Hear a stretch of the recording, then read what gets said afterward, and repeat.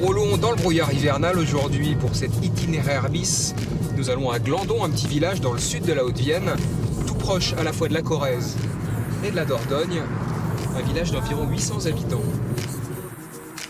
Et premier arrêt à Glandon, à la boulangerie. Il paraît que leur baguette est très bonne. Maintenant, vous allez goûter la bagatelle. Ah, je vais la goûter. Qui porte son nom en référence des jardins de Bagatelle. Il n'y en a pas beaucoup en France qui font une baguette comme ça. C'est une baguette labellisée déjà. Ouais. Une tradition française, méthode à l'ancienne. Et puis une baguette qui se conserve vraiment dans le temps, quoi. Les gens peuvent la manger le lendemain. Elle est encore croustillante. Et Elle n'est pas toute sèche. Elle n'est pas sèche, non. Alors, 3,35. Faut goûter. Hein. On la pétrit en première vitesse par rapport à un pain courant. Ça veut dire que c'est plus lent? C'est beaucoup plus lent, comme faisaient les anciens, quoi, en fait. Faut prendre le temps. Si on prend pas le temps pour faire le pain, ça va pas. Moi, je te laisse avec ta pâte magique Oui. qui donne cette baguette si particulière. Merci de nous l'avoir fait découvrir. Nous, on continue notre balade à Glandon. Merci beaucoup, bonne journée, au revoir. Je vous présente Jacques. C'est l'ancien maire de la commune. Je peux te tutoyer, Jacques? Oui, oui, je t'en prie. Et tu nous emmènes où alors? Eh bien, on va visiter le verger de variété ancienne.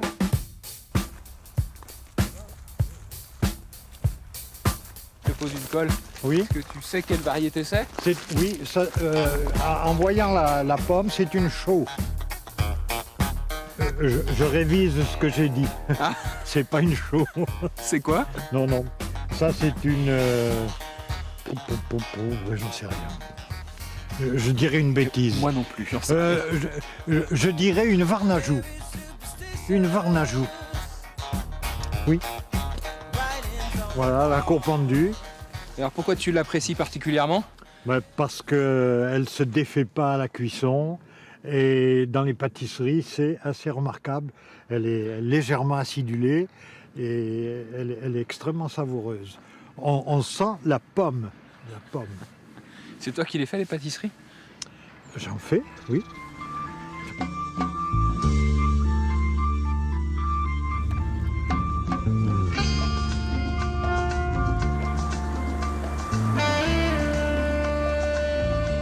Bonjour. Bonjour. Christophe. Musique. Enchanté. Enchanté. Bonjour. Bonjour. Ah, vous avez les lunettes du festival, c'est ça? Exactement, ouais. Vas-y, mettez-les pour voir qu'on ait un peu encore plus de soleil. Ah ouais. Ouais. La classe tout de suite. Hein. Donc vous êtes les organisateurs du festival de Glandon, c'est ça? On est une partie de ça, ouais. Bon, l'année prochaine, on va organiser le 4e édition. D'accord. Et si on est devant le stade, c'est que ça se passe ici en fait, c'est ça? Effectivement. C'est ça. Voilà. Ouais. On voit moins la foule là aujourd'hui C'est vrai. en hiver.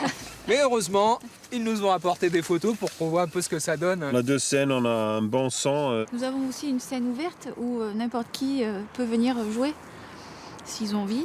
Et ça marche grâce aux bénévoles. On était 66 l'année dernière. Et il a quoi comme nom ce festival? Comment il s'appelle? Le festival Glandon. Voilà, le festival. On va continuer parce qu'en fait, elle a une deuxième casquette, Carole. En fait, elle élève aussi de la volaille. Elle est agricultrice. Alors donc, élevage de volailles, châtaigneraie, élevage ovin et élevage bovin sur cette exploitation. Ça va, ça fait assez? Ça va, il y a de l'occupation. Changement Voilà. de métier? Changement de métier, ouais, total. Parce que j'étais dans les assurances. Ah oui.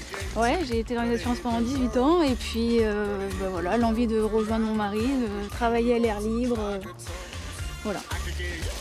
En fait, les moutons aussi ont une réelle activité au niveau des châtaigniers parce que pour ramasser les châtaigniers, il faut que ça soit propre dessous. Donc les moutons font office de tondeuse. Et donc ça porte un nom, ça s'appelle l'agroforesterie. D'accord. Voilà, donc en fait sur une même parcelle, il y a plusieurs activités. Donc le poulet, le châtaignier et l'ovin. Bravo Voilà. pour cette démonstration.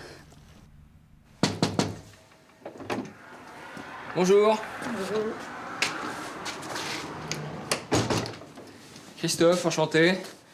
Roger, Roger le menuisier.